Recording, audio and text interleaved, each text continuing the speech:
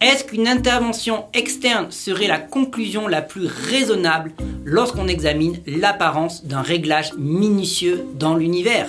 En tout cas, de nombreux scientifiques ont commencé à chercher une explication en dehors de la pièce de notre univers. Une des hypothèses est la suivante. Les réglages précis sont la conséquence d'un multivers. Mais c'est juste déplacer le problème et ça ne résout pas la question des réglages précis.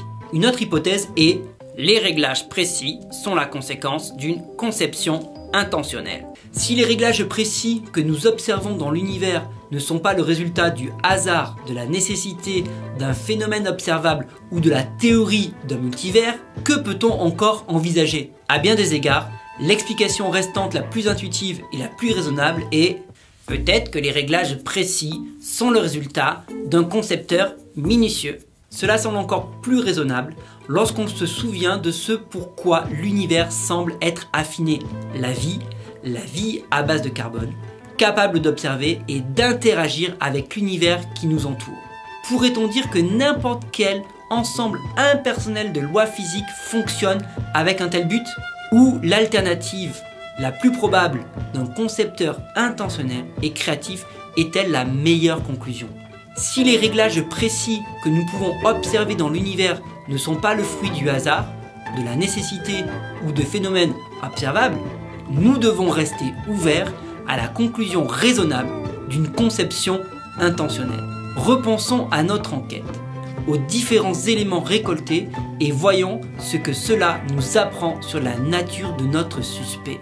Il est extérieur à l'univers, non spatial, non temporel, non matériel. Il est lui-même sans cause, assez puissant pour créer tout ce que nous voyons dans l'univers et assez spécifique pour produire un univers adapté à la vie. Alors en associant tous ces éléments, on peut se dire, en tant que sceptique, que cela semble invraisemblable, de la même manière que la communauté scientifique trouvait invraisemblable la tectonique des plaques d'Alfred Wegener. Mais ce qui est invraisemblable ne veut pas dire pour autant faux.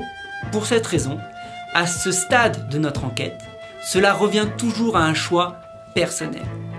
Ce choix dépend aussi de notre ouverture à accepter et de remettre en cause des schémas dans lesquels nous avons été éduqués, et notamment l'idée que tout cela est le fruit du hasard aveugle et que l'univers a toujours existé.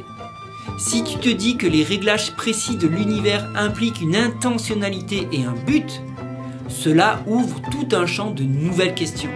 Cet agent personnel extérieur à l'univers, quel serait, selon toi, son portrait robot? Serait-il capable de communiquer avec l'homme? Si oui, comment? Et enfin, quelles questions lui poserais-tu? Merci d'avoir pris le temps de regarder toutes ces vidéos.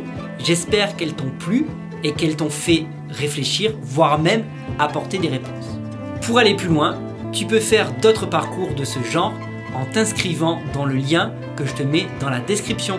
Si tu ne l'as pas encore fait et que tu es intéressé, tu peux découvrir ta spiritualité en faisant le quiz ci-dessous.